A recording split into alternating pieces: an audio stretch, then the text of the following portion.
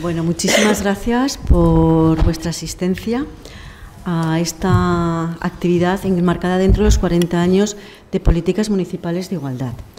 Hace 40 años el Ayuntamiento de Zaragoza impulsó las primeras políticas municipales en materia de igualdad de género. El viaje evidentemente ha sido largo y aunque todavía queda mucho camino por recorrer, 4 décadas después estamos ante una nueva realidad. Desde el Servicio de Mujer e Igualdad seguimos trabajando para conseguir una ciudad igualitaria, diversa, inclusiva, feminista y libre de violencias. Celebramos estos 40 años programando una serie de actividades con el objetivo de analizar las brechas de género todavía existentes en el mundo literario, en el ámbito de las nuevas tecnologías, en los medios de comunicación, en las artes escénicas y, evidentemente, era necesario también dedicar un espacio para reflexionar, debatir y pensar entre todos y todas sobre la igualdad en el ámbito educativo. Y que con este motivo hemos organizado esta mesa de políticas de igualdad, Educar para el Futuro. Comentar también que esta actividad ha estado organizada en colaboración con el Vicerrectorado de Cultura y Proyección Social de la Universidad de Zaragoza. Participan en este diálogo Isabel Ortega, David Pac y María Ángeles Millán, a los que les agradezco su participación en esta mesa, su disponibilidad y, evidentemente, son unos profesionales de alto reconocimiento y, evidentemente, que tienen toda mi admiración profesional y también personal, que hemos coincidido en distintos ámbitos laborales y también personales. Con lo cual, esperamos transmitir en esta mesa pues nuestra buena sintonía y nuestros debates, reflexiones en torno a la igualdad y educación. Son sobradamente conocidos en el ámbito universitario de nuestra ciudad, pero sí que permitirme, por favor, hacer una breve presentación de ellos. Su currículum de los tres es un currículum que me ha costado mucho resumir, ¿no? Pero bueno, unas pinceladas tanto de María Ángeles, de Isabel y de David. Isabel Ortega está allí, muchísimas gracias. Es licenciada en Antropología Social y Cultural y licenciada en Derecho. Es doctora por la Universidad de Zaragoza dentro del programa de doctorado en Relaciones de Género y Estudios Feministas, la línea de investigación Cuerpos y Sexualidades. También es profesora del máster universitario en Relaciones de Género y actualmente es profesora de la Universidad de Zaragoza en la Facultad de Ciencias Sociales y de Trabajo. Señalar algún premio de investigación muy relacionado también con su línea de investigación de tesis. Obtuvo el 4º premio de investigación de la Cátedra de Estudios de Violencia de Género de la Universidad de Islas Baleares por el trabajo investigación titulado Cuerpos generizados, la construcción violenta de la diferencia sexual, concedido por unanimidad aquel 25 de noviembre del 2011. En esta línea, señalar investigaciones y artículos sobre algunos de ellos, porque bueno, he tenido que seleccionar a Isabel, ¿no? Me ha costado muchísimo. El tratamiento del cuerpo en Japón, nuevos itinerarios corporales de seducción, la estética del contorno genital, en el libro de actas del primer Congreso Internacional, online, Salir del Camino, creación y seducciones feministas, narrativas periodistas en torno a la ablación, mutilación genital femenina. También otro artículo de mutilación genital femenina en África. Y también quiero compartir con todas vosotras que es una compañera que colabora como docente en las actividades que organizamos desde el Servicio de Mujer e Igualdad y también del Ayuntamiento en torno al lenguaje inclusivo, la perspectiva de género en proyectos, prevención de violencia de género, la intervención socioeducativa y un curso que no me parece, los cursos siguen contando. Muchísimas gracias, Isabel, por tu participación. Nos acompaña también en la mesa David Pac Salas, que es profesor titular de Sociología en la Universidad de Zaragoza. Destaca la docencia impartida también en el Máster Universitario de Relaciones de Género. Ha desarrollado investigaciones para la planificación social de políticas públicas, la evaluación del IAI, allá en el 1995, fecha en la que coincidimos en ese ámbito profesional. El primer Plan Integral de Apoyo a la Familia, del 2006 al 2009, el temporerismo en Aragón, discapacidad y empleo, calidad de vida en el mundo rural, evaluación de centros de educación de adultos, estudios sociológicos para el tercer plan joven del Ayuntamiento de Zaragoza, bueno, entre otras investigaciones. Ha realizado cuatro estancias de investigaciones postdoctorales en la Universidad de Rovira y Virgili, en la Universidad Cristóbal Colón de México, en 2015 en el Instituto de Investigaciones Gino Germani de la Universidad de Buenos Aires y en 2018 en Londres. Estas dos últimas obteniendo becas para movilidad de investigación.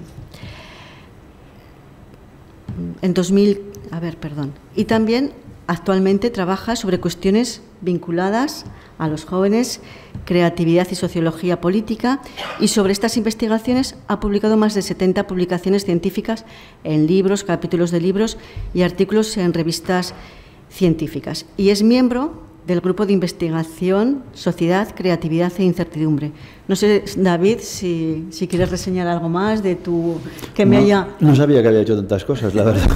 Bueno, pues... muchas gracias por la presentación. Muchísimas gracias, David. Y ya, pues, finalmente, pues bueno, a mi lado está María Ángeles Millán, que es doctora en filología francesa, con una tesis sobre el discurso de la masculinidad en Simone de Beauvoir. Evidentemente, investigadora, pensadora, tan admirada tanto como por ti como por mí. Ha publicado artículos y libros, La conjura del olvido, Las mujeres y los espacios fronterizos. Es directora de la Cátedra sobre Igualdad y Género de la Universidad de Zaragoza y durante 4 años dirigió el Observatorio de Igualdad, del 2012 al 2016, periodo en el cual se elaboró y aprobó el primer plan de igualdad de la Universidad de Zaragoza, tema que va a estar en esta mesa. Da clases y coordina una de las especialidades del máster en Relaciones de Género y ha dirigido cursos de verano y representa a la Universidad de Zaragoza en la plataforma universitaria de estudios feministas y de género. Con lo cual, muchísimas gracias a Isabel, David y María Ángeles por vuestra participación y la disponibilidad ya que siempre pues tienen, ¿no? Para cualquier actividad que organizamos desde el servicio, pues siempre contamos con ellas y él. Y bueno, si os parece, vamos a comenzar, porque lo que queremos es escucharos con una pregunta, y comenzamos por María Ángeles. Quizás una pregunta que nos sitúe en ese escenario normativo, ¿no? Porque nos parece importante el escenario normativo para situarnos. Y cómo se contempla, y dentro de este escenario, cómo se contempla la igualdad en la normativa educativa. Con lo cual, María Ángeles, esta pregunta así. A bocajarro. Bueno, yo en primer lugar quiero dar las gracias, señoras y señores, aunque el único señor que tenemos, pero bueno, señoras y señores, sí es verdad, disculpen, y digo señoras y señores porque el lenguaje es importante. Antes cuando se decía, ¿no? Cuando se dice damas y caballeros, señoras y señores, ahora decimos bienvenidas, bienvenidos, y parece como que ya está aquí la que utiliza el lenguaje. Pues bueno, buenas tardes y muchas gracias en primer lugar por la asistencia, porque un viernes por la tarde no es evidente, y menos de noche y menos lloviendo. Entonces, gracias. Eso lo primero. Lo primero, darle las gracias a Ana Gaspar y a su equipo, a Susana, en fin, a todo el equipo que trabajan en el Ayuntamiento de Zaragoza, en la Casa de la Mujer, en el Servicio de Igualdad, y voy a ir desarrollando un poco a partir de la pregunta que ha lanzado Ana.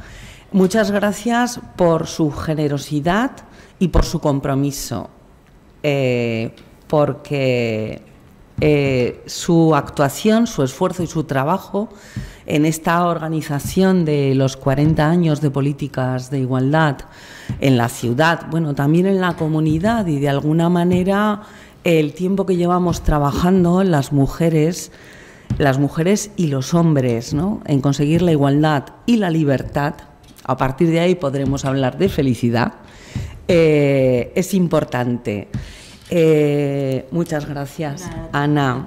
Es un placer siempre compartir mesa y esperemos que después pueda haber debate.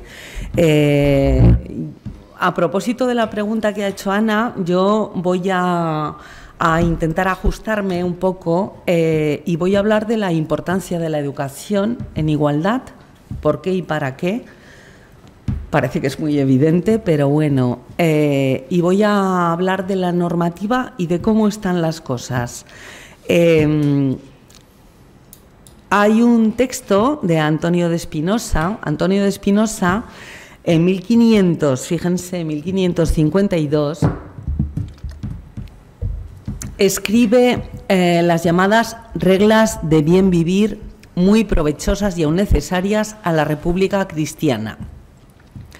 Y dice: si no fuese tu hija ilustre o persona a quien le sería muy feo no saber leer o escribir, no se lo muestres, porque corre gran peligro en las mujeres bajas o comunes el saberlo, así para recibir o enviar cartas a quien no deben, como para abrir las cartas de sus maridos y saber otras escrituras o secretos que no es razón, a quien se inclina la flaqueza y curiosidad mujeril.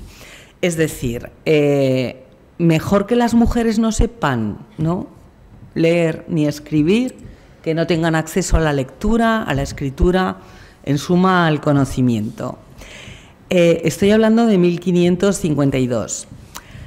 5 siglos después, Esther Tusquets, una magnífica escritora y editora, ya saben que ella tenía la editorial Lumen, en el prólogo del libro de Stefan Bollmann, Las mujeres que leen son peligrosas, es un libro muy recomendable, ella escribe el prólogo de este libro y aparece uno de los pensamientos, una de las cuestiones que transcribe es: durante siglos han sido muchos los hombres a los cuales las mujeres que leen les han parecido sospechosas, tal vez porque la lectura podría minar en ellas una de las cualidades que abiertamente o en secreto, a veces sin confesárselo a sí mismos, más valoran: la sumisión. Pero creo que la situación ha variado en estos últimos 50 años. Esther Tusquets lo escribe en 2006. Ha variado en estos últimos 50 años en que la lectura se ha generalizado y ha perdido poder. Entendí perfectamente que al preguntarle a un amigo con motivo de este libro si creía a él que las mujeres que leen eran peligrosas, me respondiera: a mí me dan más miedo las que no leen. Bien, no hemos de olvidar que la incorporación de las mujeres, puesto que estamos hablando de educación, nos vamos a referir a la educación superior, pero bueno, esto sirve para las personas también, y estoy viendo a personas que están cursando el grado de magisterio, que son profesores, profesoras, sirve para todo tipo de educación reglada. La incorporación de las mujeres a la universidad tuvo lugar en 1910, es decir, nos hemos incorporado bastante tarde, y cuando una se incorpora tarde, cuando una llega tarde, lo sabemos, cuando llegamos tarde decimos: te hemos pillado 2 rondas de ventaja, ya llevamos no sé cuántos cafés, cervezas, sin lo que sea, bien. O en una conversación, o cuando llegamos tarde, pero hemos llegado tarde, pero es que hace ya 100 y pico años, o sea, hemos llegado tarde, pero hemos tenido o nos han tenido que conceder el tiempo, ¿no?, para esa incorporación. Fue una real orden del Ministerio de Instrucción Pública la que permitió que en 1910 las mujeres accediéramos a la universidad. Me voy a referir ahora al marco normativo, a las leyes, a lo que son las leyes, y voy a empezar al revés, no cronológicamente, sino que voy a empezar por la última ley que tenemos, que es la ley de 2018. Esta ley es interesante, es una ley, piensen también que han hecho más las leyes de igualdad por la educación que la educación, que las leyes de educación por la igualdad, ¿vale? La normativa de educación, bueno, la igualdad, y han sido las leyes de educación las que han impulsado las leyes de igualdad, las que han, me van a permitir la expresión, metido caña, en fin, no forzado, sino regulado lo que es la igualdad. Entonces, en la ley del 28 de junio de 2018, la ley de igualdad de oportunidades entre hombres y mujeres y hombres, bueno, es mujeres y hombres, ¿no?, en Aragón, en el título 3, en el capítulo 1, bueno, esto lo pueden consultar en Internet, que para eso está la información, que no el conocimiento. En el artículo 29 habla del sistema educativo aragonés que garantizará el principio de igualdad, de trato y oportunidades entre hombres y mujeres y eliminará cualquier obstáculo que dificulte la igualdad efectiva para que la comunidad educativa crezca en un entorno de tolerancia, convivencia. Bueno, esto puede parecernos muy normal, hasta aquí todo bien, los centros educativos aragoneses. Como tampoco dispongo de mucho tiempo, voy a ir un poco rapidita. Bueno, pues cumplirán el principio de inclusión, de perspectiva de género. En la sección 2, en lo que se refiere a la enseñanza universitaria, y esto es importante, el artículo 35, que habla de la igualdad de oportunidades en la enseñanza superior, empieza diciendo que se va a garantizar la igualdad de oportunidades.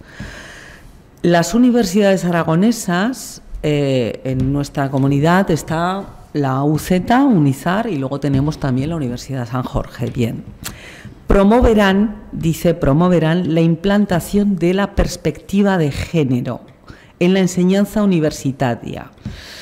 Entonces habla de los proyectos curriculares y dice en el apartado B, las administraciones educativas en el ámbito de sus competencias promoverán, y de nuevo promoverán, la inclusión en los planes de estudio en que proceda de enseñanzas en materia de igualdad entre mujeres y hombres y se impulsará la especialización de cursos de posgrado, es decir, las enseñanzas universitarias tienen que promover la inclusión de los estudios de género. Y ahora les voy a explicar un poco por qué tiene, ¿no?, esto su razón de ser, pero bueno, hay que promover en las que proceda. Vamos a ver, si las carreras, los grados universitarios tienen que promover los estudios de género, se supone que tiene que haber asignaturas en las que esté el género, ¿vale? Entonces, en magisterio, en educación, bueno, pues una asignatura de género y educación. Por supuesto, trabajo social, recursos humanos, geografía, arquitectura, el género lo tiene que atravesar todo. Tiene que haber asignaturas específicas, ¿vale? Porque esto que se supone que es transversal, y yo le he estado dando vueltas, porque hace tiempo pensaba, claro, como es transversal, lo atraviesa todo, al final. Isabel y yo estuvimos, Isabel y yo, es que durante 4 años estuvimos, me estoy saltando esto, luego tengo que volver, estuvimos llevando el Observatorio de Igualdad, la unidad de igualdad de la Universidad, ¿vale?, de Zaragoza. Entonces, bueno, en la Universidad de Zaragoza somos 40.000 personas, no es una pyme. Es una institución, pero además hay mucha gente en Zaragoza, Huesca, Teruel, Almunia. Entonces, claro, transversal. Y no sé, yo ya decía, claro, es que a base de ser transversal, como está en todos los sitios, no está en ninguna parte. Ese es el problema. Y no es que sea transversal, es que es periférica. O sea, es periférica porque es que está como rodeándolo todo, pero no está. Yo le he dicho a Ana Gaspar cuando digo, bueno, en fin, con el permiso de las señoras y los señores, damas y caballeros, vamos a levantar un poco las alfombras y vamos a ver cómo está el tema. Entonces, si en educación las leyes nos están diciendo que tiene que haber estudios de esto, pues parece ser que no los hay. Es una cuestión en el día de hoy no existe. También, aparte de fomentar, promover, revisar y velar, en el apartado F, la ley dice, se establece, y esto les interesa a las personas, sobre todo que están cursando educación, se establece la obligatoriedad para el profesorado y los demás agentes educativos de las enseñanzas de recibir formación en género en relación con su labor docente y con la materia propia de la especialidad. Es decir, aquí ya estamos hablando de obligatoriedad. Estoy hablando de la ley de 2018, la que había antes. El mayor referente que tenemos en igualdad fue la ley del 2007. En 2007 España, sacó una ley orgánica, ejemplo para todos los países europeos, que tiene multitud de artículos y que trabaja desde las artes hasta los fue importantísima. Entonces, esta ley del 2007 también tiene un apartado, el artículo 25, que es la igualdad en el ámbito de la educación superior. Y también dice que las administraciones públicas, en el ejercicio de sus respectivas competencias, fomentarán la enseñanza y la investigación sobre el significado y el alcance de la igualdad entre mujeres y hombres. Antes del 2007, y con esto acabo ya con el apartado de las leyes, en el 2000 la ley que se conoce como Ley contra la Violencia de Género, la semana que viene 25N, pues es un día especialmente reivindicativo, pero vaya, con 33 mujeres asesinadas en 2022 y 1.163 desde que se han empezado a contar en 2003, José María Calleja decía, sí, claro, 33 mujeres asesinadas en lo que llevamos de año. Si hubieran asesinado a tantos futbolistas, pues el Mundial de Qatar probablemente no se estuviera celebrando, porque la FIFA, pero bueno, y esto tiene que ver con la educación, porque cuando decimos, claro, todos los problemas que tenemos en una sociedad que está construida sobre una base anatómica de diferencia, ¿no?, de órganos, una sociedad que está manteniendo esta desigualdad, que ofrece resistencias, la solución está en la educación, ¿no? Por eso estamos aquí en la mesa. Vale, la solución está en la educación.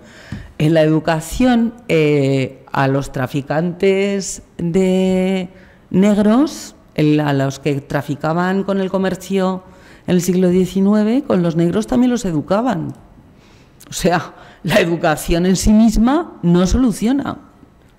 Hay que educar, la educación feminista, la educación en igualdad, la educación en un proyecto que signifique que no existan este tipo de desigualdades, que no diferencias, sino desigualdades, ¿no?, tan graves y tan perniciosas, que luego tienen unas consecuencias sociales enormes. Brecha salarial, las mujeres cobramos el 33% menos que los hombres, pero bueno, a lo mejor no nosotras las que estamos aquí, pero si cogemos en la bolsa lo que ganan las mujeres, lo que ganan los hombres y lo dividimos, los asesinatos, el tema de los cuidados, el tema de las organizaciones de los tiempos, los datos de cómo estamos en los trabajos. Claro que la solución está en la educación, pero en una educación que tenga que ver con la normativa. Fue la ley del 2004, la ley contra la violencia de género, la primera que puso el acento en la educación en igualdad. Y bueno, por meterme un poco más en materia y por no alargarme mucho, como hablamos de desigualdad, tenemos que reconocer y hay que decir que si bien la ley recoge la importancia de educar en igualdad, también hay que dejar constancia de que su aplicación a día de hoy, porque ya han visto los verbos que he empleado, promover, fomentar, velar, procurar, la educación y la aplicación de la ley está respondiendo. La respuesta a esto es un carácter voluntario de las personas que componemos la comunidad educativa. Esto responde a un carácter voluntario, en muchas ocasiones también devaluado, porque el género, la epistemología, el conjunto de saberes que tiene que ver con que las mujeres nos hayamos incorporado como sujetos al conocimiento, con revisar la historia, revisar la economía, revisar la sociología, la antropología, revisar la religión, la publicidad, el cine, con que las mujeres nos hayamos incorporado hayamos incorporado nuestro discurso, ¿no? Una posición política, una posición ética. Esta incorporación de las mujeres a la epistemología, a los estudios como sujetos de conocimiento, responde a un carácter absolutamente voluntario, y los estudios de género a día de hoy no tienen lugar, no tienen un hueco ni un reconocimiento en la universidad. No tenemos, y yo, bueno, estamos aquí, parecemos una élite de pensamiento, pero aunque estuviera la sala llena, no me canso de decirlo, no tenemos área de conocimiento ni existen departamentos en la Universidad Española, porque además lo que ha comentado Ana, en cada universidad hay una persona, en la Complutense, en la Rey Juan Carlos, en la de Valencia, en la de Granada, en la Jaume I, cada universidad tiene una persona que representa a su universidad para los estudios de género. No tenemos reconocimiento, no existe, está en el aire. Entonces, este tipo de estudios que no tienen reconocimiento, que no tienen área y que no tienen departamento, y los departamentos son unas estructuras importantísimas en la universidad, fundamentales, porque son quienes deciden qué asignaturas se imparten, a qué profesorado se contrata, cuántos puestos de trabajo salen y aprueban las guías docentes. Es decir, cómo funciona la enseñanza y la transferencia de conocimiento. Esto no existe. Claro, podemos decir, no, es que esto es una cosa. A ver, que hay un área que son estudios arameos. Y yo no tengo nada en contra de los estudios arameos, todo lo contrario. Soy de filología francesa, en fin, vivan las lenguas. Pero no sé cuántas personas pueden estar interesadas y seguir este tipo de estudios. Mientras sí que sé que el 51% de la población mundial somos mujeres. Parece que he venido aquí a hacer en fin, estoy exponiendo datos, más allá de que me pueda el compromiso. De manera que los estudios de género en la universidad, los estudios por y para la igualdad, tienen un carácter residual, porque tienen un carácter voluntario, de formación personal, porque la formación la vamos adquiriendo y la vamos transmitiendo. Es cierto que en la Universidad de Zaragoza hay un máster en relaciones de género, y es cierto que en algunas asignaturas podemos incluir la perspectiva de género, porque cualquier transmisión de conocimiento que no la tenga tiene un déficit a día de hoy, para paliar todas estas cuestiones de las que les he estado hablando. Más allá de que los departamentos no existan, de que no haya un área de conocimiento, y con esto voy a ir acabando, cuando llegaron los ODS, Objetivos de Desarrollo Sostenible, dijimos, venga, esta es la nuestra. Y voy a seguir hablando de normativa. Isabel sonríe. El 5, venga. Objetivos de Desarrollo Sostenible. La Agencia Europea 2030. Venga, pues aquí lo vamos a meter. El 5, el objetivo 5. Sí, efectivamente, igualdad de género, vale. Bueno, en las guías docentes, una guía docente, para quien no lo sepa, es cada asignatura de la universidad tiene una guía donde se marca el número de horas, los objetivos, la programación, el sistema. Es lo que esta asignatura es esto, ¿vale? Entonces, en las asignaturas, cada profesor o profesora tenemos que, que presentarla al departamento, que ya les digo que de género no hay. La presentamos al departamento, venga, ok, y tal. Entonces, algunas profesoras y profesores incluimos la igualdad, porque faltaría más. El día que no la tengamos que incluir será genial, porque ya estará conseguida. O sea, ojalá algún día no haya que hacer esto, no haga falta. Bien. Objetivos de desarrollo sostenible. Y entonces nos dicen, esto va a haber que meterlo y tal. Vale, muy bien. Nos mandan, y así fue, hay profesorado universitario entre el público, nos mandan un correo electrónico diciendo, esto va a ser muy fácil, ustedes tienen que incluir, y es que además me lo he copiado, dice, para incorporar en las guías docentes la información referida a los ODS, se debe proceder de la siguiente manera. Incluir al final del apartado 1.1 objetivos de la asignatura la frase estos planteamientos y objetivos están alineados con los siguientes objetivos de desarrollo sostenible de la Agenda 2030 de las Naciones Unidas, de tal manera que la adquisición de los resultados de aprendizaje de la asignatura proporciona capacitación y competencia para contribuir en cierta medida a su logro. Y aquí cada quien podía meter lo que le daba la gana. Yo en el máster en Relaciones de Género, que nos dijeron, hay que meter el 5. Dije, pero vamos a ver, si esto es un máster en Relaciones de Género. O sea, el 5 se da por hecho. Yo voy a meter el 14, que es vida submarina, que vivimos en Zaragoza. O sea, algo que tenga que ver con los océanos y el mar. Tuvimos muchas resistencias, aquello fue...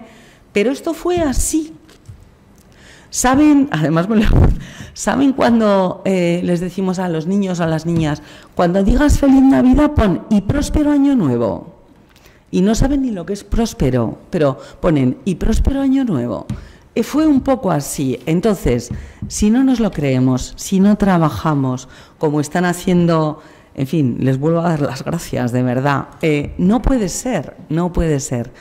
Y no quiero acabar mi intervención como Garcilaso de la Vega, si quejas y lamentos pueden tanto, que refrenaron el curso de los ríos. Yo no voy a refrenar el curso de ningún río, sino que quiero acabar con lo que pensó Esther Tusquets. ¿Las mujeres que leen son peligrosas? Pues a mí, francamente, me dan más miedo las que no leen. Y muchas gracias por haberme escuchado. Muchísimas gracias, María Ángeles. Yo creo que esta pregunta que te lanzaba, ¿no? ¿Cómo se contempla la igualdad en la normativa educativa? Nos has hecho un recorrido muy brillante, ¿no? y muy didáctico. Me gustaría continuar, y muy en relación, con una pregunta también muy general a Isabel, ¿no? ¿Cuál es la situación de hombres y mujeres en la Universidad de Zaragoza? Para que tener toda esta radiografía de dos profesoras pues tan... Bueno, yo también quiero dar las gracias a la Casa de la Mujer, que es mi casa, ¿no? Me siento siempre aquí muy a gusto, y gracias a Ana Gaspar por la presentación tan extensa que yo no había mandado ni se me hubiese ocurrido, y por la invitación, ¿no?, a esta mesa. Por hilar un poco con lo que ha dicho María Ángeles Millán, con lo que ha hablado la directora de la Cátedra sobre Género e Igualdad de la Universidad de Zaragoza, es importantísima la educación feminista, que sea además transversal en todas las carreras, porque yo recuerdo determinados sesgos machistas que aprendíamos en la universidad, ¿no?, como la hipótesis del hombre cazador, que aquí hay una compañera antropóloga como hipótesis de lo que nos hizo como especie humana sapiens, ¿no? La caza, pero la caza como actividad masculina, proyectando un modo de organización social actual a miles y miles de años de antigüedad, como si fuese lo mismo, y bueno, con una serie de sesgos terribles. La incorporación de los estudios de las epistemologías feministas, bien documentadas, bien trabajadas, investigación, transforman también los contenidos, ¿no? Descubren, eliminan androcentrismos y determinados sexismos que existen en las ciencias. Pero luego, para incorporarse, para hacer, ¿no?, estos estudios, tanto hombres como mujeres, feministas, hacen estudios con perspectiva de género, ¿no? Y esto, pero las mujeres que se han incorporado a la universidad, que han ido transformando eso, han necesitado educarse primero y habían sido excluidas de la educación. Me gusta remitirme a Mary Wollstonecraft porque ella habló sobre la educación de las mujeres y dijo en el siglo XVIII que era una cuestión de educación, lo que se estaba considerando una inferioridad de las mujeres. Ella dijo que no, que era una cuestión de educación. En el campo de la psicología tenemos, ha dicho María Ángeles Millán, que en 1910 se abre el acceso de las mujeres a la universidad. Bueno, pues en esa época teníamos discursos desde la psicología que cuestionaban que las mujeres debiesen estudiar porque se producía un conflicto útero-cerebro.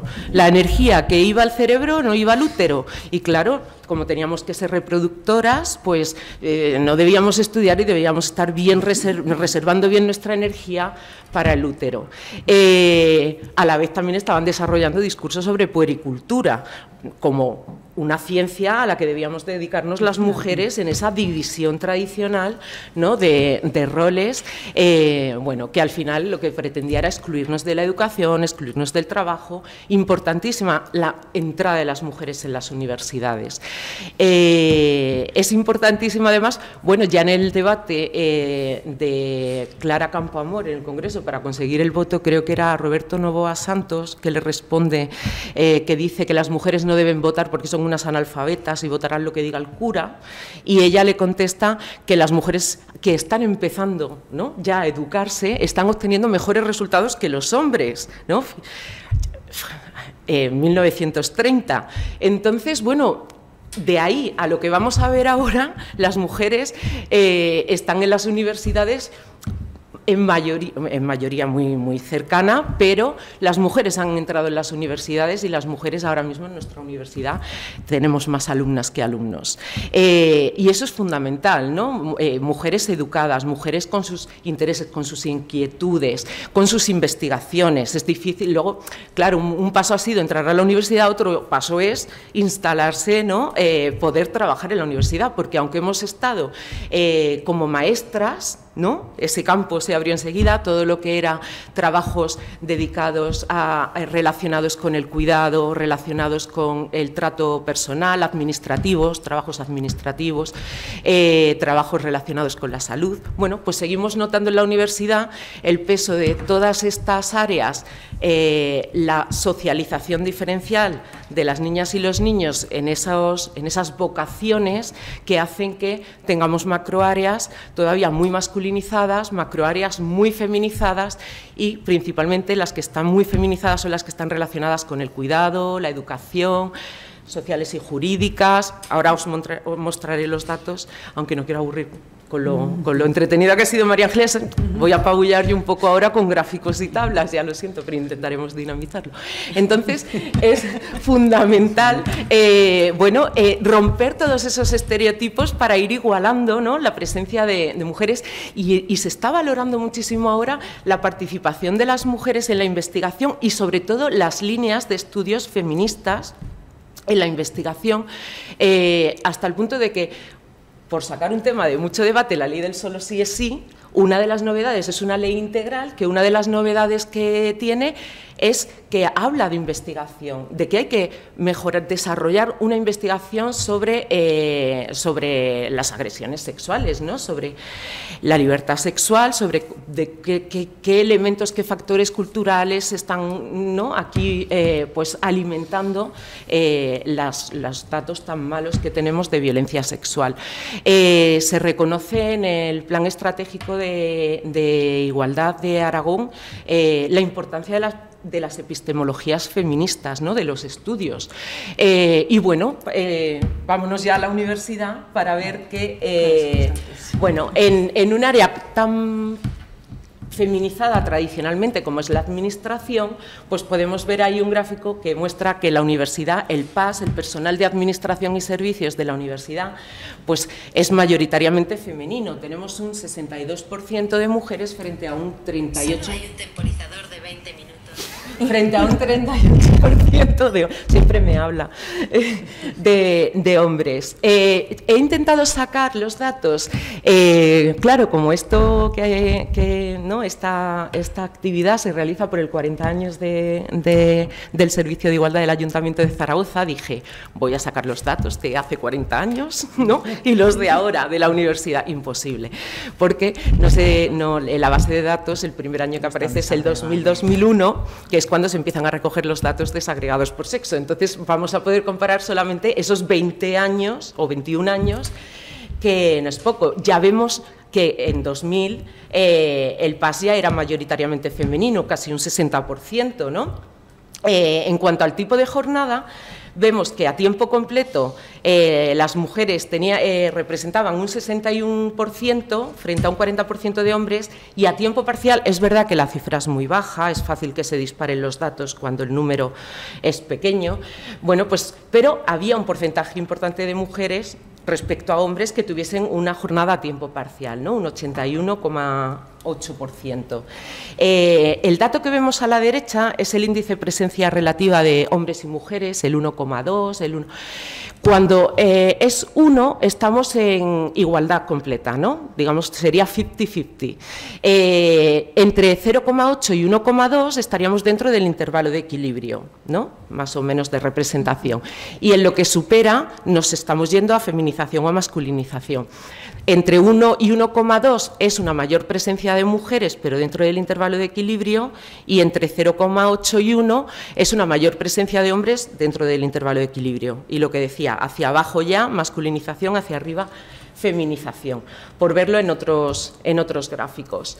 La composición del PAS en la Universidad de Zaragoza por régimen jurídico, grupo y sexo, ¿no? Pues ya he dicho que es un grupo, ¿no?, un personal que está feminizado.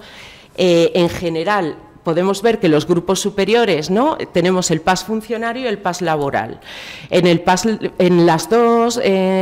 los dos regímenes jurídicos, laboral y funcionario, la categoría superior A1 y LA, como podéis ver, está feminizada, está en 1,2 y en 1,3 en el laboral, ¿vale? En 1,3 se sale incluso del intervalo de equilibrio.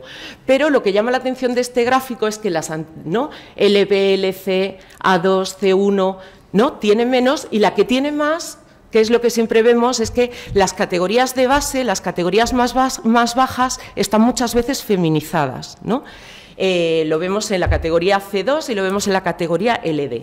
Es curioso porque, además, ya que estábamos hablando de educación, he sacado el nivel de titulación del PAS en la Universidad de Zaragoza. ¡Onda! Sí, porque, bueno, quería decir además que me lo he pasado muy bien sacando estos datos para hoy, porque ha dicho María Ángeles, que es muy generosa, que estuvimos llevando el Observatorio de Igualdad. ¿Sí? Bueno, yo era becaria, entonces aprendí muchísimo con ella en el Observatorio de Igualdad, y es un periodo que agradezco muchísimo porque fue un aprendizaje brutal, con ella de la mano, ¿no? Hubo además ahí un antes y un después marcado. Entonces yo me inicié realmente, había hecho el máster en Relaciones de Género, estaba haciendo el doctorado, y durante ese periodo de beca en el Observatorio de Igualdad, donde hicimos el diagnóstico de igualdad del 2015, que fue el diagnóstico previo a la elaboración del Plan de Igualdad de la Universidad de Zaragoza, y como fue un periodo tan bonito, tan enriquecedor, y era un periodo de datos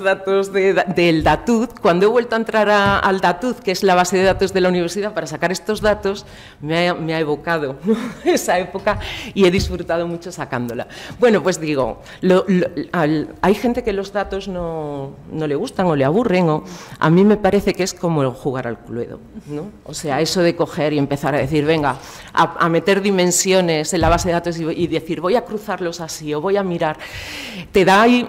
Bueno, pues digo, voy a ver la titulación que tiene el PAS, ¿no? Y me ha sorprendido muchísimo, porque vemos, a ver, claro, por no sacar gráficos que sean con muchas líneas o con muchas barras, me he centrado en el índice de presencia relativa, ¿vale?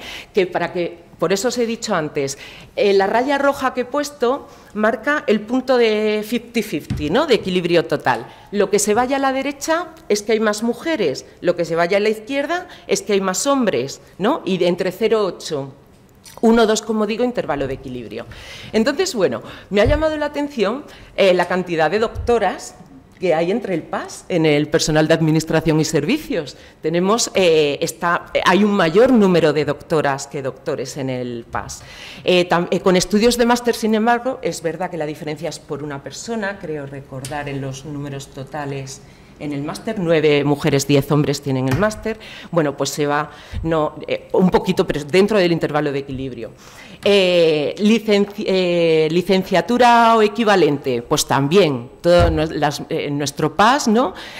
Hay una mayoría, ¿no?, de mujeres con licenciatura, de grado, tal. Bueno, vamos viendo cómo las mujeres tienen niveles educativos muy altos, ¿no?, por encima de los hombres en el personal de administración y servicios. Las mujeres han apostado por la educación, las familias han apostado por la educación de las niñas desde hace años, ¿no?, para mejorar sus posibilidades laborales, porque es que no las teníamos, también porque hay ámbitos masculinizados que han sido salidas muy rápidas, ¿no?, en el instituto, ¿no?, para trabajar, yo que sé, el sector de la construcción, en el que las mujeres pues no se colocaban. Entonces había más abandono, ¿no?, más chicos que no iban a la universidad y se metían en empleos, ¿no?, en construcción. Bueno, pues las mujeres, desde que Mary Wollstonecraft reivindicó el derecho a la educación de las mujeres, ahí estamos, ¿no?, personal de administración y servicios.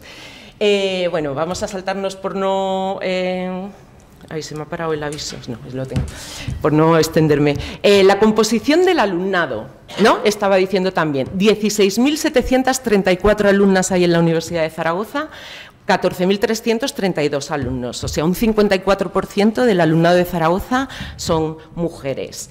Y si nos vamos, hemos tenido un retroceso de matrículas, una disminución. Esto es el periodo, ¿no? Vemos ahí, he sacado del 2000 al 2022-23 y vemos, bueno, hay cierta curva en 2007-2008 con una bajada, luego vuelve a remontar un poco, bueno, hay una pérdida, pero seguimos viendo pues que también sigue siendo mayoría las alumnas en la universidad, muy poca mayoría, o sea, con muy poca diferencia, pero bueno, un 1,08, está muy pequeñitos los datos, no sé si, ¿no?, en cuanto al índice de presencia relativa. Nos vamos a la composición del alumnado por rama de conocimiento, y aquí tenemos estos estereotipos de vocacionales, ¿no?, lo que decía antes, como cuando en 2015 hicimos el diagnóstico, una de las cosas que más me llamó la atención era que las ciencias de la salud, más del 70%, estaba casi en el 80% del alumnado egresado, por ejemplo en medicina, eran ya mujeres, y seguíamos diciendo médicos y enfermeras, ¿no? Seguían oyéndose siempre médicos e enfermeras. El 79% del alumnado de medicina eran chicas, eran alumnas, y me llamó tanto la atención que digo, voy a ir para atrás, es lo divertido de los datos, voy a ir para atrás, y descubrí que 25 años antes el 70% del alumnado egresado de medicina también eran ya mujeres. Entonces en aquella dije, venga, vamos a sacar la comparativa del profesorado, porque el profesorado de medicina en la franja de edad, haciendo el cálculo de 15 años después de haber terminado medicina, en aquella época donde salía el 70% más de alumnado de medicina, pues que tenía que estar, que hubiesen hecho carrera universitaria y tal, y no salía entre el profesorado de medicina masculinizado, ¿vale? Entonces, ahí vamos viendo datos interesantes. Bueno, lo que tenemos en general en las macroáreas, aquí lo que vemos es de 2000-2001 y 2020-2021, ¿no? ¿Cuál es la proporción, o sea, la composición, ¿no?, de alumnas y alumnos que hay? Pero donde mejor lo vemos realmente, ¿no?, es en ese índice de presencia relativa, ¿vale? Vemos Artes y... ¿Me lo puedo girar un poco? Porque me da... O sea, se me queda blanquillo.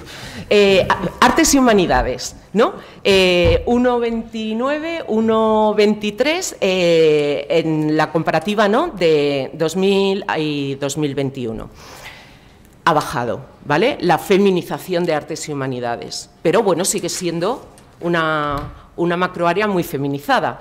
Tenemos ciencias ha caído mucho, no sabemos por qué. Ahora veremos por estudios, vemos que los únicos estudios de ciencias que están por encima del 1 son precisamente los que tienen que ver con la bioquímica, la vida.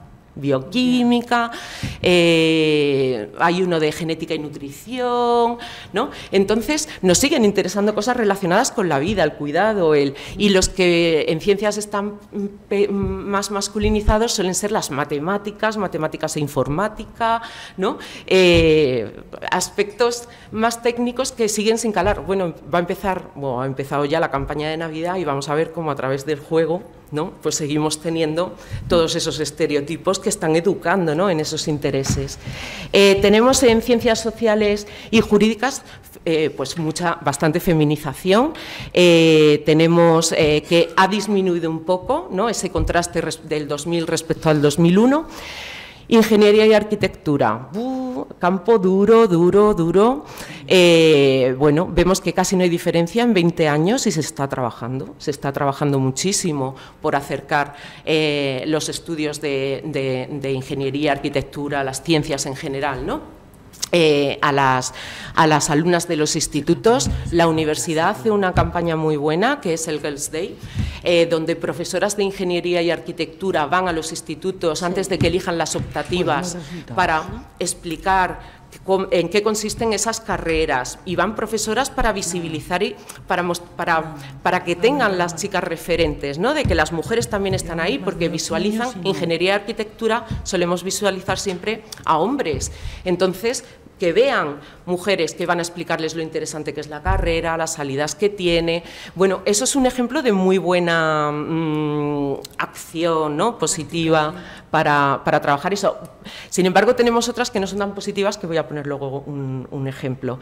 Y ciencias de la salud, pues sigue feminizándose. Digo que en 2015 era un 70 y tanto %, ahí no he sacado aquí, sí, debe de estar aquí. No, porque no he puesto los números para no aburrir. Bueno, estaba en el 81-82%, creo, el alumnado en medicina. Entonces, bueno, tenemos mujeres en casi todas las macroáreas bastante feminizadas, salvo ciencias, que está en par, ¿no?, y ingeniería y arquitectura, que no llegamos. No voy a entrar en el desglose, pero llama la atención ver pues cómo están todas las de educación, ciencias de la salud, entre las muy feminizadas. Fíjense que empezamos en 1,9, a ver, esto es una tabla enorme porque son todos los estudios de la Universidad de Zaragoza. Entonces yo solo he cogido las que están ahí por encima, ¿no?, con 1,9, pues audición y lenguaje, el doctorado en relaciones de género en segundo lugar. Sin embargo, el máster estaba bastante más abajo. Tenemos todo lo que es maestro de educación especial, terapia ocupacional, maestro en educación infantil, enfermería, ¿no?, roles muy tradicionales que están relacionados con esas vocaciones. Y luego, si nos vamos a las líneas por abajo, fíjense que tenemos el 0,3, ¿no?, y de ahí para abajo, bueno, del 0,8 al 0,3 había más, pero es que era por no traer todo. Pues la macroárea está a la izquierda, ingeniería, arquitectura, ciencias, física del universo, cosmología, astrofísica, partículas y ¿vale? Todo, bueno, tenemos, me llamó la atención, artes y humanidades, el máster en historia contemporánea, 0,2, es de las más masculinizadas. Bueno, entonces, bueno, esto no lo voy a... Ahí sí que hay algunas ingenierías que están en el intervalo de equilibrio, y arquitectura, como diseño industrial, ¿no?, ingeniería química, el máster en ingeniería de diseño de producto, bueno, una serie de que sí, pero nos está costando. Y realmente es que hay un problema, vean esta campaña.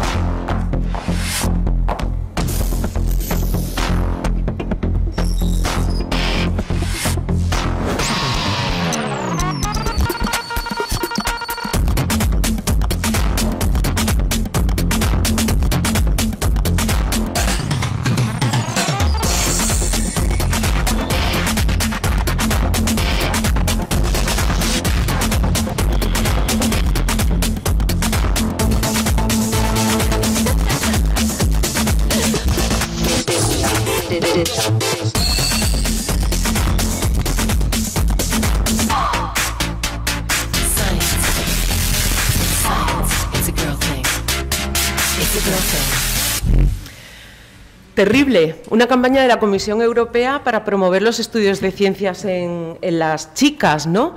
Yeah. Donde se representa a las científicas solamente haciéndose, yo qué sé, con el maquillanova, ¿no? Como los juguetes esos, ¿no? Yeah. De que te haces el colorete, la barra de labios, ¿no? Si esa es la imagen que tiene la Comisión Europea a la hora de lanzar una campaña para incentivar los estudios de ciencias en las chicas, es triste, triste. Mucho mejor nuestra universidad con el Girls' Day poniéndose referente y rompiendo muros de cemento. No se dice muros de cemento cuando no se visualiza a las mujeres que están, ¿no?, arriba en la cúspide, ¿no? Esa invisibilización muchas veces de las mujeres en la ciencia, en la arquitectura, pues mucho más interesante para trabajar. Y ya para terminar, porque no quiero extenderme, voy a ir al PDI, ¿vale? Para mostrar del 2000, ¿no?, que bueno, pues estábamos por debajo del intervalo de equilibrio en la Universidad de Zaragoza, con un 0,7, ¿no? He dicho que tiene que ser a partir de 0,8 el intervalo de equilibrio, pues estábamos un poquito por debajo del intervalo de equilibrio. El porcentaje de mujeres en la universidad, PDI, personal docente investigador, era del 36,4%, en 2021 es del 48,6%, ¿no? Está en el intervalo de equilibrio, está casi en par, está en el 1 de hecho, vamos. Lo que sí que hay diferencias es cuando se mira el personal funcionario y el personal laboral, ¿no? Claro. En el personal funcionario tenemos en el 2021 justo en el límite por abajo del intervalo de equilibrio, ¿vale? Estamos en el 0,8, en el personal laboral en el 1, claro. El objetivo es, pero bueno, también es verdad que es difícil llegar a personal funcionario últimamente en la universidad. Entonces, ahora hay que tener más recorrido. Si miramos el PDI por categoría y sexo, está graduado de más categoría a menos. Empieza por arriba, catedrático, catedrática de universidad. Bueno, tampoco está todo... no se puede, hay algunas categorías que tampoco las puedes graduar, emérito, ¿no? Yo qué sé dónde la colocaría, o colaborador extraordinario. Pero bueno, vamos a fijarnos simplemente en las 1, 2, 3, 4, 5, 6 primeras, ¿vale? Hasta asociado. Y bueno, vemos que las más altas, la barra es más corta, ¿vale? Simplemente por ver la tendencia. No llegamos al 1 y pues en profesor contratado doctor sí, en profesor ayudante doctor está ahí en el 1, colaborador está más corto, asociado, muchas más mujeres. Bueno, no puedo entrar a explicar las figuras, o sea que solamente decir que quería haber hecho y no he podido, confieso, y una cosa que hicimos en 2015 para el diagnóstico de igualdad y es sacar, este es el dato de catedráticas, cuál es el porcentaje de catedráticas y catedráticos, que es la figura más alta en la universidad, en el PDI. En 2000 el porcentaje de catedráticas era del 11%, ahora tenemos un 26,2%, o sea, ha aumentado en 20 años, pero bueno, estamos todavía. Y una de las cosas divertidas de los datos es poder decir, venga, lo que decía antes, voy a jugar a sacar, ¿no? Y en el de 2015 hicimos esto, y es ver cuántas profesoras titulares hay por cada catedrática y cuántos profesores titulares hay por cada catedrático. No me ha dado tiempo a hacerlo para porque bueno, por el programa de diseñico de los muñecos esto, pero bueno, vemos, en 2015 teníamos 8 profesoras titulares por cada catedrática y 2 profesores titulares y medio por cada catedrático. Dato del DATUZ, ¿no?, que llamaba la atención, no sé. Entonces, bueno, que es muy importante, ¿no?, seguir avanzando en la carrera universitaria, en la investigación, que las mujeres estén ahí, que de todas maneras el cambio ha sido muy grande en todos estos años y que bueno, que ojalá siga así y acabemos entrando en intervalo de equilibrio en las categorías más altas también de la universidad.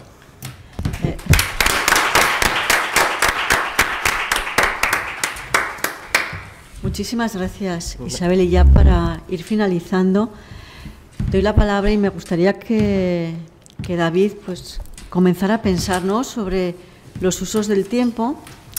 ¿Qué papel? El poco tiempo que le hemos dejado a él. Bueno, 20 minutos. 20 minutos tienes, David. Gracias, gracias. ¿Qué papel tiene la educación en los cambios para equilibrar esos usos de tiempo y cómo ha cambiado durante estos 40 años los usos sociales del tiempo. Y en esto, en 20 minutos a lo mejor. Yo creo que me va a sobrar tiempo, incluso. Muchas gracias a las personas que han organizado la mesa, la gente de la Casa de la Mujer, del Servicio de Mujer e Igualdad, por estas jornadas que me consta que están funcionando muy bien. Gracias a las asistentas, son todas, prácticamente todas, ¿no? Todas asistentas. Una de las cosas que le llamaría la razón a alguien, le llamaría la atención, perdón, a alguien que entrase por esa puerta ahora y entrase en el año, y hubiera entrado en el año 1982, ¿qué sería? Pues precisamente que estamos 17 mujeres y 2 varones en la sala, ¿no? Eso probablemente quiere decir que las cosas han cambiado en estos 40 años, ¿no? Y en relación a las personas que han participado antes, pues la verdad es que te encuentras aquí un poco en medio de tres expertas en la materia que llevan muchísimo recorrido. En mi caso vengo trabajando en el ámbito de la cuestión de género desde hace años, pero no es exclusivamente, únicamente como cuestión de género, sino incorporándolo a lo que es los análisis del trabajo, ¿no? Fundamentalmente del trabajo, como ha dicho antes Ana, en varios ámbitos que podemos observar. Bien, para mí lo fundamental para analizar un poco, y respondiendo a la pregunta que hacía Ana, ¿no?, es analizar cuáles son los usos sociales del tiempo. Hemos visto, y me ha parecido muy interesante los datos que nos ha planteado Isabel, que la mujer se ha incorporado a la educación, al sistema educativo, ¿no? Pero resulta que en las categorías más elevadas pues han llegado fundamentalmente los varones a ser catedráticos. Y hace años que están, por ejemplo, como decías, en medicina, ¿no?, entrando los estudiantes en mayor proporción que los estudiantes. Sin embargo, ¿qué ha ocurrido aquí? ¿Cuál es la posible explicación? Desde mi punto de vista, la explicación y la tesis que voy a mantener en la sesión de hoy es que tenemos que analizar las políticas del tiempo como eje central de las políticas de igualdad. Si queremos avanzar en la igualdad, en el equilibrio de estas cifras que decía Isabel, en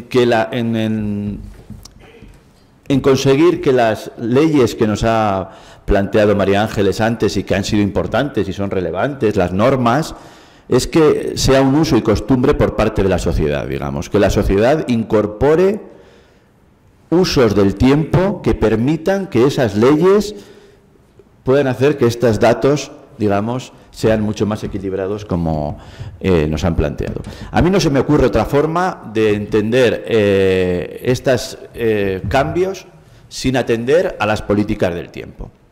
Ahí tienen una imagen de cuáles los problemas que se encuentran las mujeres fundamentalmente en su carrera para llegar a las posiciones que planteaba antes Isabel. Es decir, hay una serie de obstáculos que tienen una parte importante de la población, las mujeres, para desarrollar carreras que requieren tiempo, que tienen que detraer de otras de las tareas que tradicionalmente estaban desarrollando. Entonces, el asunto fundamental es que para comprender la situación de las mujeres y de los hombres en el mercado de trabajo, que es prácticamente lo que hemos estado hablando hasta ahora, tenemos que atender a la globalidad del tiempo, en la esfera privada y en la esfera pública. En muchos de los análisis que hacemos, solo nos centramos en la esfera pública, el trabajo remunerado, el trabajo como empleo,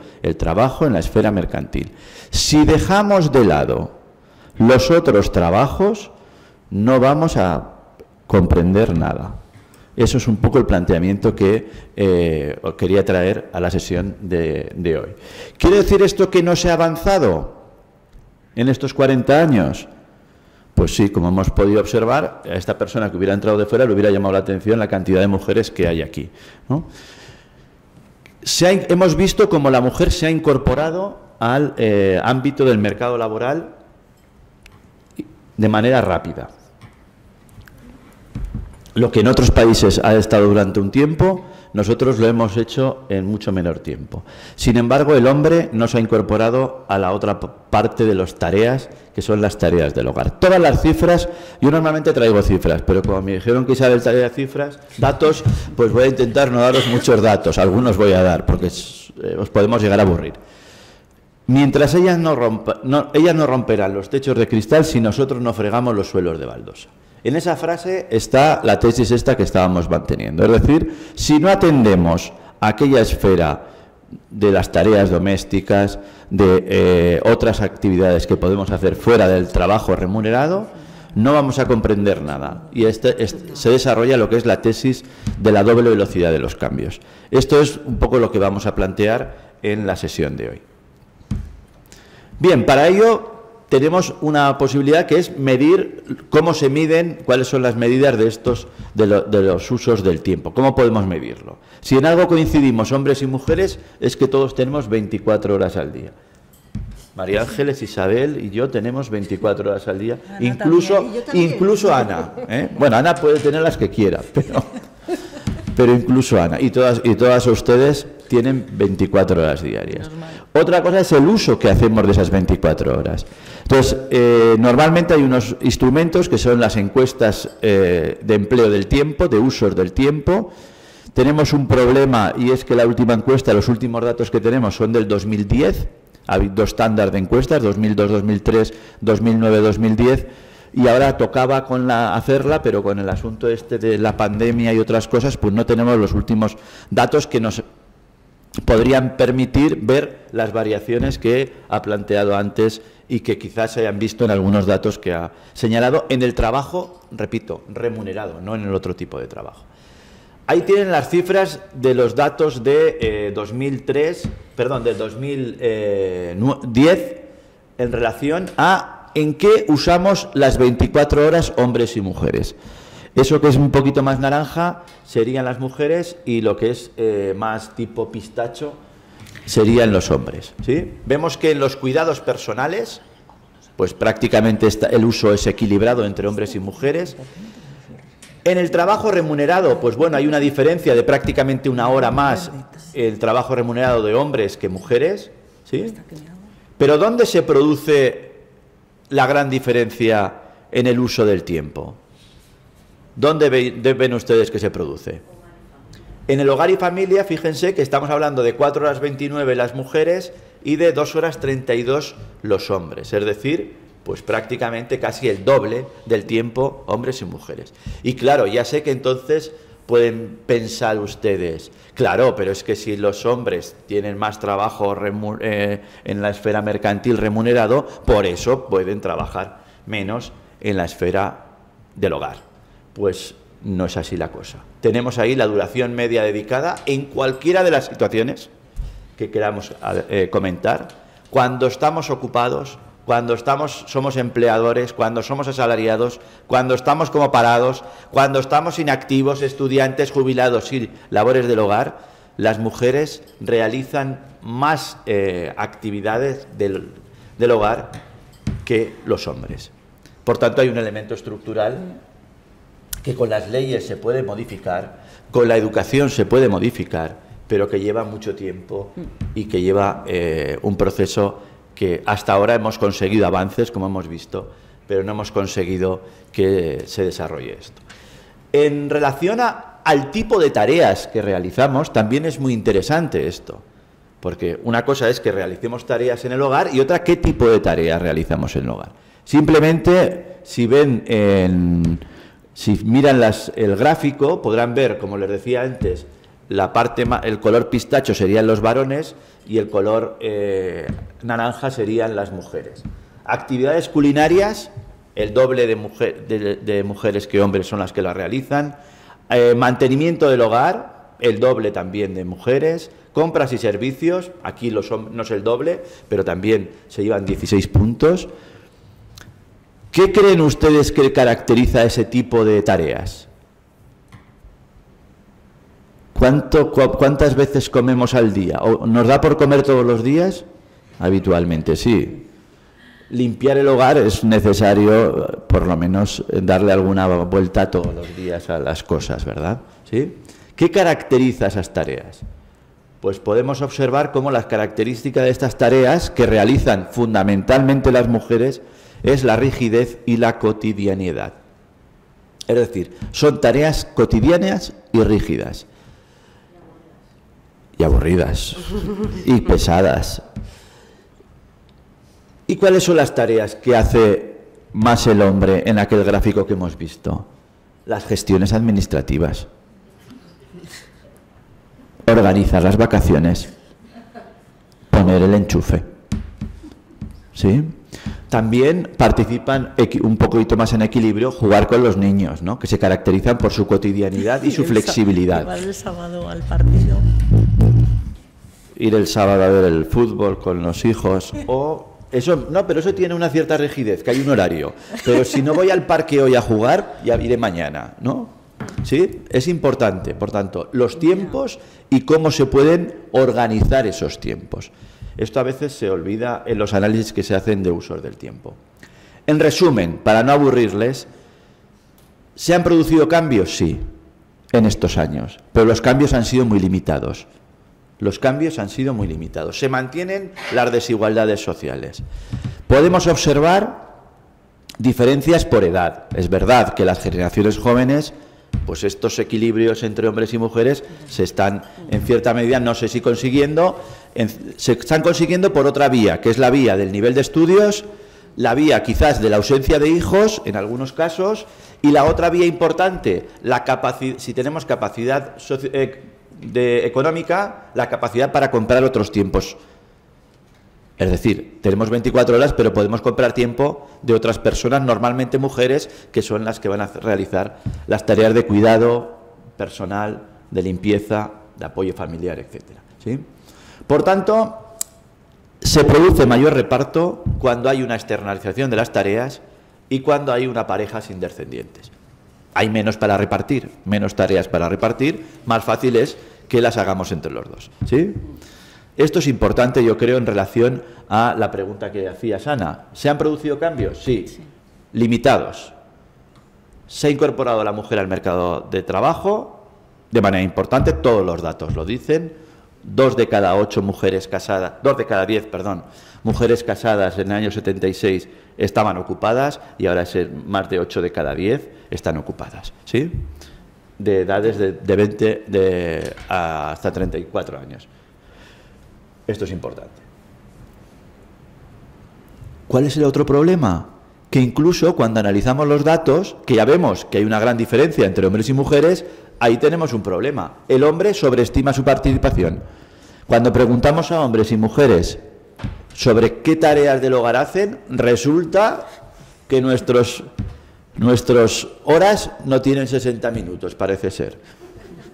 Fíjense, no se ve muy bien la gráfica, no sé si se ve bien ahí, pero la parte de la izquierda son los padres y la parte de la derecha las mujeres. El 72% de los padres pensaban que estaban desarrollando tareas equilibradas respecto al hogar. Es decir, habían trabajado lo mismo el hombre que la mujer.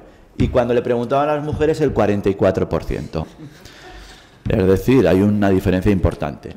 ¿Por qué ocurre eso? Porque hay también una cierta naturalización de la responsabilidad que favorece el grado de conformidad. Es decir, que las mujeres hay tareas que consideran ya que son de su propio rol social y en ese aspecto es importante. Simplemente es una advertencia para decir, cuidado con los datos, que hemos visto que hay muchas diferencias, pero todavía debería de haber más. Bien, hay también algunas, decimos, así estamos en España, pero vamos a ver en otros sitios cómo están, para compararnos. Y aquí no salimos mal parados del todo, ¿no? Hay algunos organismos internacionales, ahí tenéis la cifra de España, que es del 73,7%, y para entenderlo, sobre una puntuación del 1 al 100, donde 100 significaría la plena igualdad entre hombres y mujeres, el 73,7, ¿sí? En general son una serie de indicadores, de subíndices que aparecen, pues vinculados a los cuidados, vinculados a la salud, vinculados a una serie de elementos que son interesantes. Aquí sí que tenemos en el uso del tiempo, esa gráfica que no se la voy a explicar muy rápidamente, donde aparece la flecha es España con el 64% y vemos cómo los países nórdicos, como casi siempre, ¿no? Pues Dinamarca sale con el 83%, Suecia, Finlandia, salen o Holanda, pues salen bastante más elevados. Pero no estamos mal situados en comparación con otros países. Estaríamos en los puestos pues cuarto o quinto en estos usos sociales del tiempo. Y fíjense que veníamos de una situación muy negativa en los usos sociales del tiempo en relación a nuestra salida pues de 40 años de dictadura, ¿no?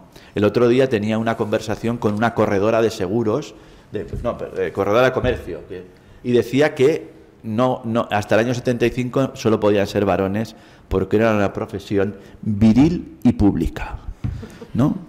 Y estamos hablando del 82 aquí, cuando empiezan a ver las políticas de igualdad. Quiero decir que a veces pensamos que no se ha recorrido pasos, y sí que se han recorrido una cierta distancia en relación a esto. ¿Qué hacemos con todo esto? Pues lo que tenemos que desarrollar, tenía una profesora yo, Teresa Tons, que planteaba que la mejor política de conciliación es una política del tiempo. Y ahí hemos visto cómo nos ha explicado muy bien María Ángeles, avances en el campo de las leyes importantes, ¿sí? Hay como 3 ámbitos donde se pueden trabajar este tipo de políticas, desde las administraciones públicas a las instituciones. Yo creo que se están haciendo cosas, quizás no con la intensidad o, digamos, las normas vemos que tienen también, cuando hay avances sociales siempre hay unos contraavances, como estamos viendo estos días, ¿no? Donde se ven que hay avances y hay resistencias permanentemente, pero yo creo que se han hecho avances y que probablemente habrá que seguir haciéndolos a nivel de instituciones públicas. Aquí se están haciendo muchas cosas en el lugar donde estamos. Hay que hacer también políticas por parte de las empresas, políticas de tiempo por parte de las empresas, ¿sí? Se han hecho también algunos avances en ese campo. Quizás no tanto como las posibilidades legislativas les permiten, ¿no? Pero también se han hecho avances y podemos, los estudios que manejamos en relación a las políticas de flexibilidad, por ejemplo, una cosa muy sencilla, que es la flexibilidad horaria, que no cuesta dinero. Si yo puedo entrar a trabajar de 8 a 9 y media, pues yo me organizo, ¿no? Para poder llevar a mis hijos al colegio de 8 a 9 y media, no pierdo nada de dinero y la gente va más contenta y más feliz a trabajar, ¿sí? Y entonces se han hecho algunos avances bastante interesantes en esas líneas, ¿no? Y por último, ¿qué podemos hacer nosotros? Sabemos que pueden hacer el Estado, sabemos que pueden hacer las empresas, ¿y qué podemos hacer nosotros en nuestras familias, ¿no? Pues lo que podemos hacer es negociar un nuevo contrato social que atienda a estas políticas de tiempo. Ya sé que nos entra la risa, pero tenemos que intentar, desde cada uno en nuestro ámbito, pues desarrollar una reordenación de los tiempos, de los usos sociales del tiempo. Hemos visto que cuando hay recursos económicos es más fácil esto, ¿no? Porque se compran a otros los tiempos. Claro. Pero probablemente lo que tenemos que hacer es desarrollar algunas actividades que están desarrollando en algunas ciudades. Por ejemplo, Barcelona es una ciudad que está desarrollando desde hace años.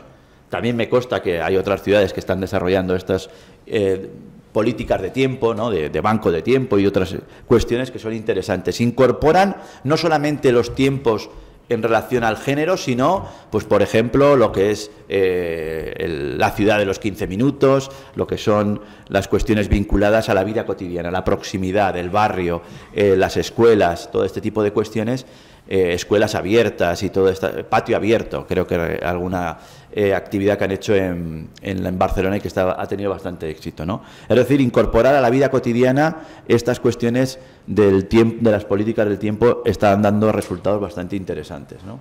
En ese aspecto, ¿qué papel, me decías la otra pregunta, puede hacer la educación? Y con esto voy a acabar. Fundamentalmente, por lo menos en sociología, lo que decimos es que esto tiene que atañe al proceso de socialización, ¿no? Incorporar que a los nuevos miembros, ¿no? Que instrumentos básicos de convivencia, y dentro de los instrumentos básicos de convivencia pues están los ritmos vitales y los tiempos sociales. Y ahí podemos desarrollar, cada vez es más complicado, estos procesos de socialización. Antes estaban muy divididos en 2 agentes, la familia y la educación, los agentes secundarios y los primarios, y ahora aparecen nuevos agentes importantes, ¿no? Y aparecen lo que se conoce con socializaciones múltiples. Tenemos que tener cuidado en ir al unísono desde las instituciones públicas hasta instituciones privadas como son la familia o el grupo de amigos, ¿no? Es decir, vamos a trabajar en la línea que decíamos antes de este nuevo contrato social familiar, el grupo, digamos, elementos que tengan que ver con el grupo de amigos, que es muy importante para desarrollar en la futura generación este tipo de cosas, y por supuesto no podemos dejar de lado la institución familiar, donde tenemos que incorporar, como estábamos señalando, estas políticas de tiempo. Si lo dejo aquí, muchas gracias por su atención y esperamos que haya sido de su interés.